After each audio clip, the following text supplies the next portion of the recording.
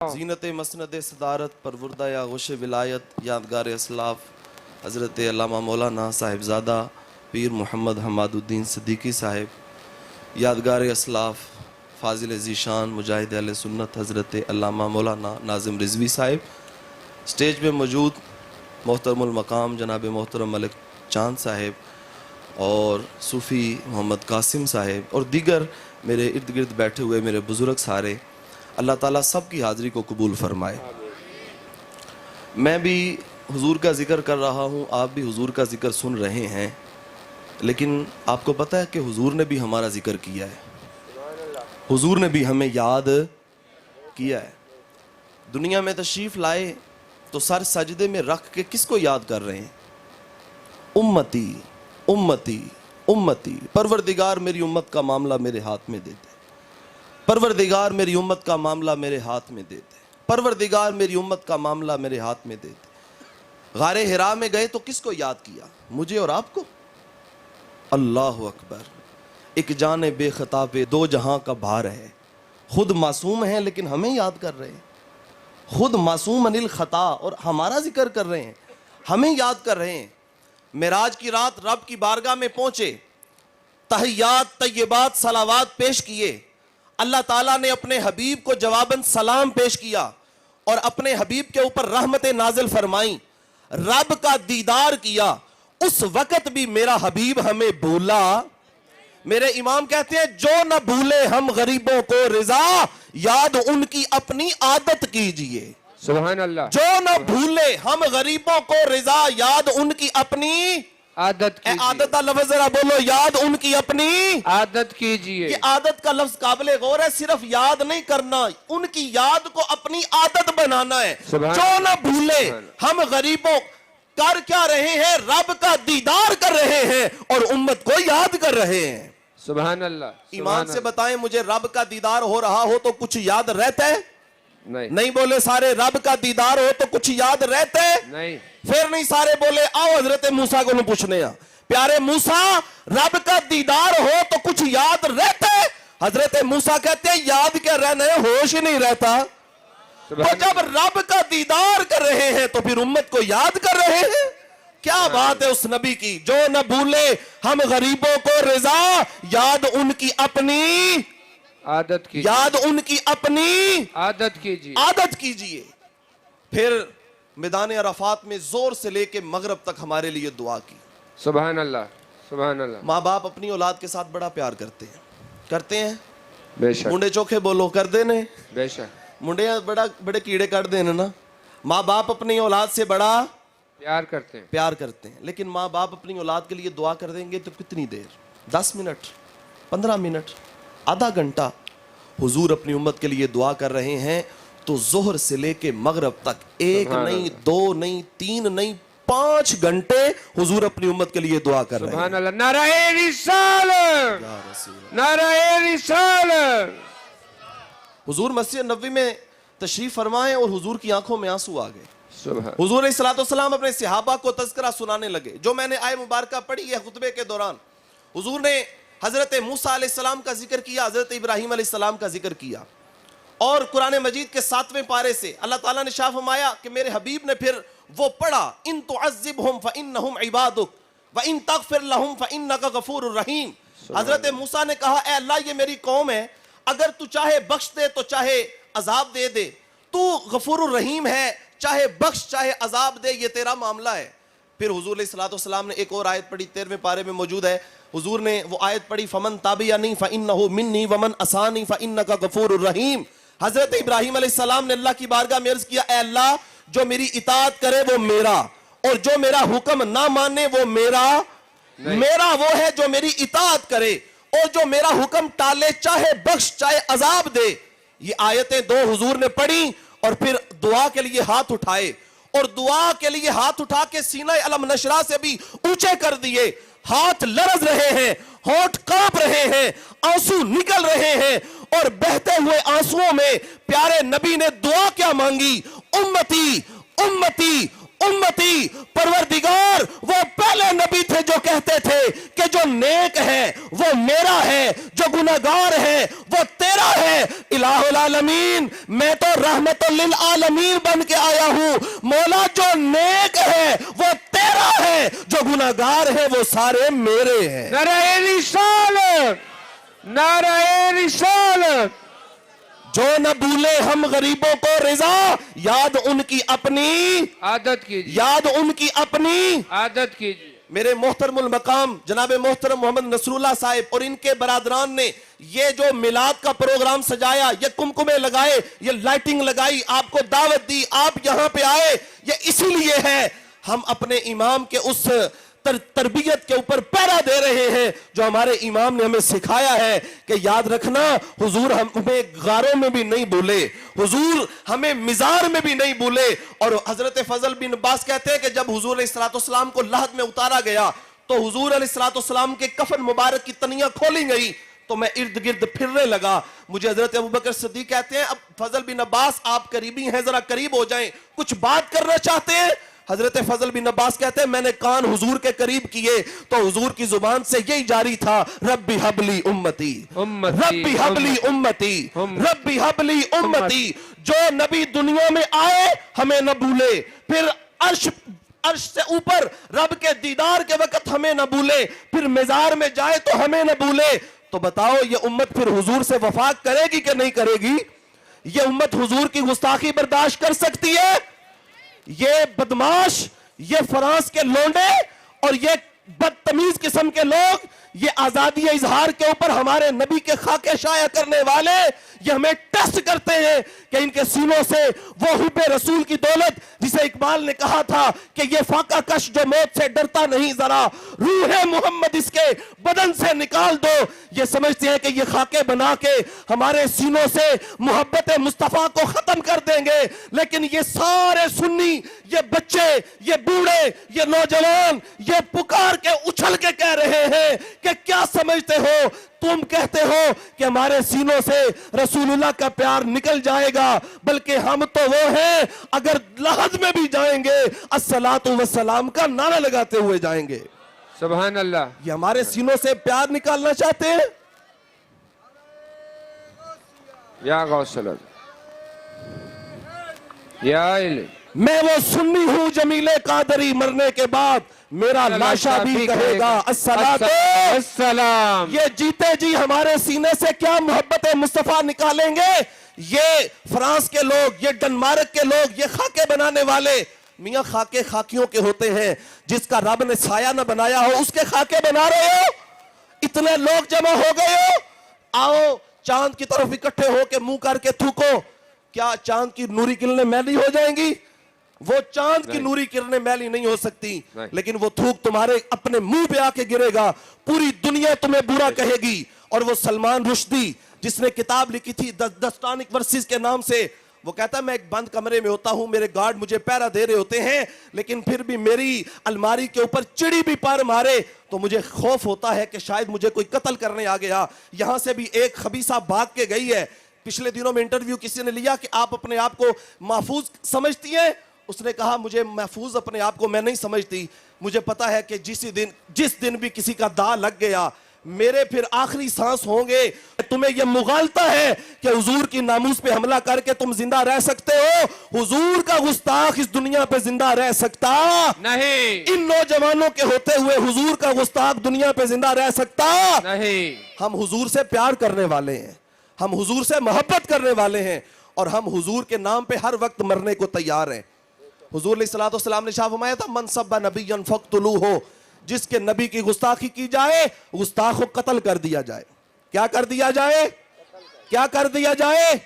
मैं हुजूर की हदीस पढ़ रहा हूं, आपने फक्तुलू के लफ्ज बोलने हैं। मन सब्बा नबिय्यन, मन सब्बा नबिय्यन, मन सब्बा नबिय्यन फक्तुलू, मन सब्बा नबिय्यन फक्तुलू, मन सब्बा नबिय्यन फक्तुलू। ये पैगाम है उन बदमाशों के लिए जो हुजूर के नाम पे खाके बनाते हैं और फिर वो कार्टून। और मुझे आपसे भी गिला है, मुझे आपसे भी गिला है, अवामे अहले सुन्नत, आपने भी अपने बच्चों को कार्टून दिखाए थे। हमने कहा था कि इन कार्टूनों से बचो, हमने कहा था कि ये बाजारी किस्म के लोगों से बचो, اور اگر یہ شعار یہ لوگوں میں رواج نہ پاتا تو آج یہ کام نہ ہوتا. جڑ سے پکڑو کسی بھی چیز کو. اگر پکڑنا چاہتے ہو اپنے بچوں کو کارٹونوں سے ہٹا لو اور ان کے ہاتھوں میں تسبیحاں پکڑا دو اور ان کو کہو کہ یہاں پہ بیٹھ کے رسول اللہ کی ذات پہ درود و سلام پڑھا کرو. حضور پہ درود و سلام پڑھنے کا شعار بناؤ گے آج کے بعد؟ انشاءاللہ. آج کے بعد اپنی اولادوں کو حضور پہ درود و سلام پڑھنا سکھاؤ گے؟ انشاءاللہ. میں اس موضوع کے اوپر زیادہ دیر تک گفتگو نہیں کرنا چاہتا. انشاءاللہ یہ پیغام دیا میں نے آپ کو. یہ اس موضوع کے اوپر جو سیر حاصل گفتگو ہوگی وہ انشاءاللہ 12 ربیع الاول کے جلوس کے اختتام پہ مرکز خیر میں ہوگی انشاءاللہ. اور اس دفعہ یہ جو 12 ربیع الاول کا جلوس ہوگا یہ احتجاجی صورت اختیار کرے گا اور ہم پوری دنیا کو پیغام دیں گے کہ حضور کے عاشق مرے اور یا رسول اللہ کا نعرہ لگانے والے ابھی زندہ ہیں. حضور کا نعرہ لگانے والے ابھی زندہ ہے. سنیو اس دفعہ 12 ربیع الاول کے جلوس میں پہلے سے زیادہ بڑھ چڑھ کے حصہ لوگے نا انشاءاللہ. انشاءاللہ. جب سارا جلوس گشت کر کے سارے علاقوں کو معطر کر کے مرکز خیر میں پہنچے گا پھر وہاں پہ میں انشاءاللہ کچھ جملے بولوں گا. ان کے لیے یہ خبیث لوگ یہ کچھ بھی کرتے رہے حضور علیہ الصلوۃ والسلام کی ذات کو کبھی گٹا سکتے؟ جیدہ ذکر خدا بلند کرے اور کیڑا جمے اس نو بند کرے. اس ذکر دا حافظ آپ خدا. پڑھو لا الہ پڑھو لا الہ ورفعنا لک ذکرک کا ہے سایہ تجھ پر ذکر اونچا ہے تیرا بول ہے بالا تیرا. حضور کا ذکر کبھی ختم ہو سکتا؟ یا رسول اللہ یا غوث اللہ. مرحبا مرحبا مرحبا مرحبا مرحبا مرحبا. حق چاہیے.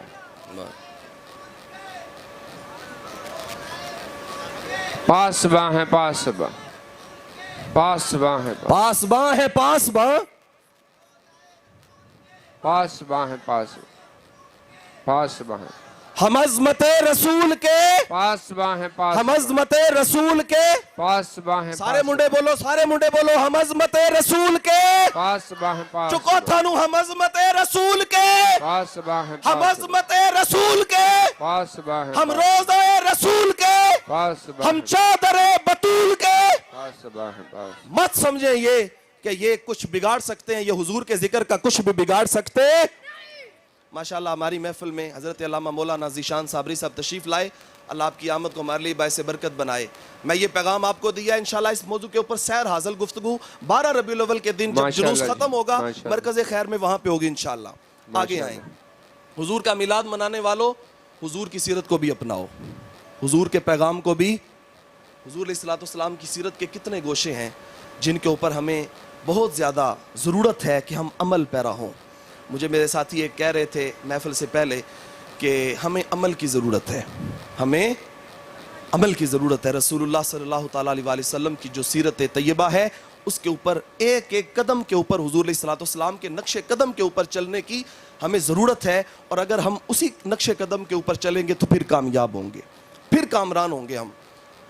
معاشرتی طور پہ حضور علیہ الصلوۃ والسلام نے جو انقلاب برپا کیا ہے, انسان کے اندر دو چیزیں ہوتی ہیں, ایک انا ہوتی ہے اور ایک ضمیر ہوتا ہے. رسول اللہ صلی اللہ تعالیٰ علیہ وسلم نے ان عرب کے لوگوں کے اندر سے انا کو نہیں جگایا بلکہ ضمیر کو جگایا ہے. میری بات سمجھ رہے ہیں نا سارے؟ ضمیر کو جگایا. جب ضمیر جاگتا ہے تو پھر وہ نیکی کے اوپر قائل ہوتا ہے. جب انا جاگ جاتی ہے تو پھر انسان سرکشی پہ اتر آتا ہے. کریم آقا صلی اللہ تعالیٰ علیہ وسلم مکے سے نکالے گئے, ہجرت کر کے مدینے میں چلے گئے. اس کے بعد جب فتح مکہ کے دن حضور علیہ الصلوۃ والسلام مکے میں داخل ہوئے تو اس دن حضور نے فرمایا الیوم یوم المرحمہ, لوگوں آج میں بدلہ نہیں لوں گا بلکہ عام معافی کا اعلان کر رہا ہوں. اس کے دو پہلو ہو سکتے تھے. ایک پہلو یہ ہو سکتا تھا کہ رسول اللہ صلی اللہ تعالیٰ علیہ وسلم سب سرداروں کو کھڑا کرتے اور کہتے کہ تم ہو کہ جنہوں نے مجھے مکے سے نکلنے پہ مجبور کیا تھا اور مجھے یہاں پہ تبلیغ اسلام کا کام نہیں کرنے دیا تھا, تو کھڑے ہو جاؤ سارے کے سارے. انہیں قتل کروا دیا جاتا, ان کی بے عزتی کی جاتی. یہ ان کی انا کے اوپر حملہ تھا, وہ مزید سرکش ہو جاتے. لیکن حضور علیہ الصلوۃ والسلام نے ان کے ضمیر کے اوپر دستک دی اور کہا لوگو تمہارا ضمیر جگانا چاہتا ہوں, تمہاری انا نہیں جگانا چاہتا. آج میں سب کو معاف کرنے آیا ہوں. اب اس کا ثمرہ کیا ہوا؟ ابو سفیان بھی مسلمان ہو گیا, ابو جہل جو اس امت کا فرعون ہے اس کا بیٹا بھی مسلمان ہو گیا. یہ سارے صحابہ کی صف میں شامل ہو گئے. رسول اللہ تو ہدایت بانٹنے آئے ہیں نا, رسول اللہ تو لوگوں کو تربیت دینے آئے ہیں نا. ایک شخص آیا کافر حضور کی بارگاہ میں مدینہ المنورہ میں, حضور کا مہمان ٹھہرا. رات کو کھانے کا وقت ہوا تو حضور علیہ الصلوۃ والسلام نے اپنے بکریوں کا دودھ پیش کیا. مہمان نوازی کرنا حضور کی, اور حضور نے فرمایا جس کے گھر میں مہمان آتا ہے وہ اپنا کھا کے جاتا ہے, گھر والے کا کھا کے, اور جو کھا کے جاتا ہے اس کا اجر گھر والے کو بھی اللہ عطا فرماتا ہے. حضور نے دودھ پیش فرمایا, دودھ اس نے نوش کیا. اب وہ زیادہ کھانے والا تھا یا کیا تھا رب جانتا ہے, لیکن وہ سارے کا سارا دودھ پی گیا.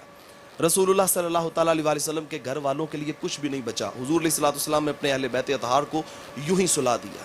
زیادہ کھایا ہوا تھا, زیادہ پیا ہوا تھا, تو رات کو پخانہ بھی آیا, پیشاب بھی آیا. بستر رسول پہ لیٹا ہوا تھا لیکن خیال نہیں کیا اور حضور کے بستر کو گندا کر دیا.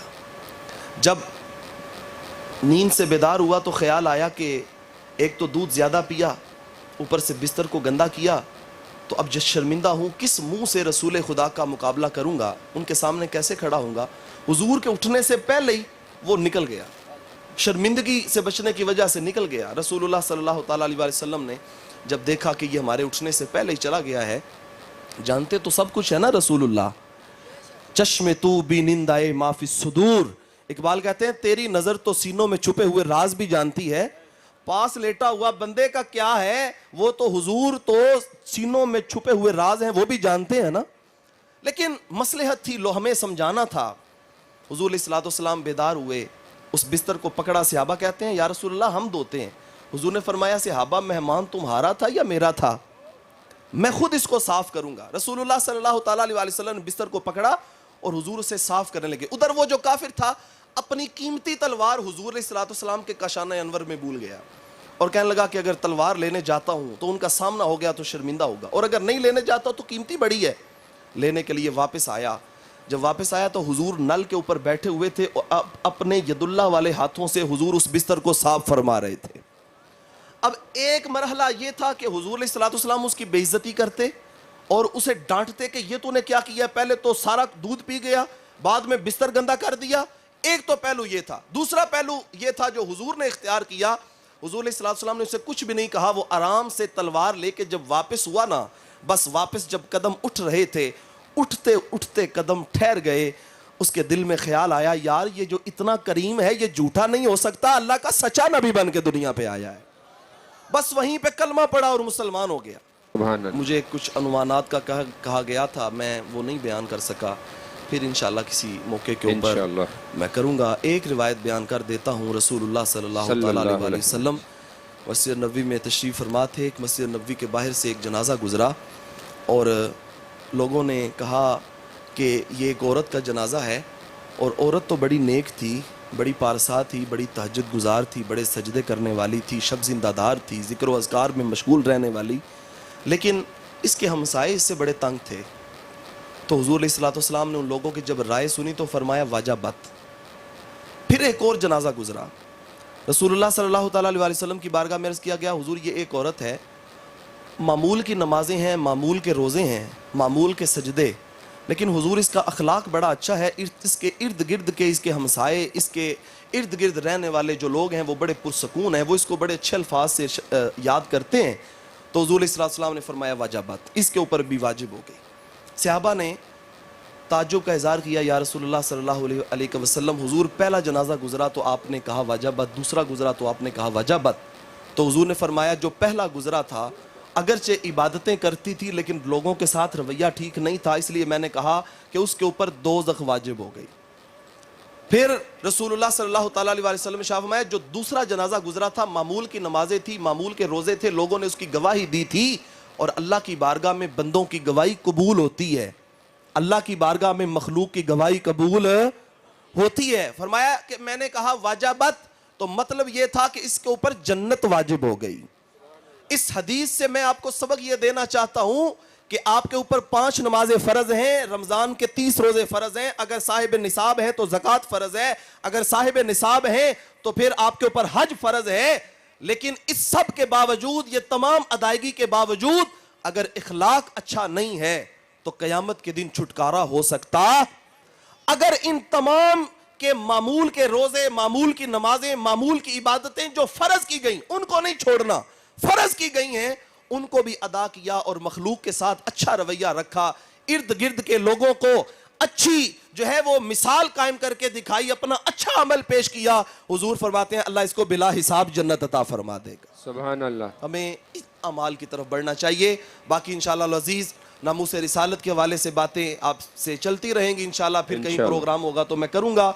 کار ما آخر شدو آخر زما کار نہ شد، مشت خاک ما غبار کوچائے یار نہ شد، وما علینا الا البلاغ۔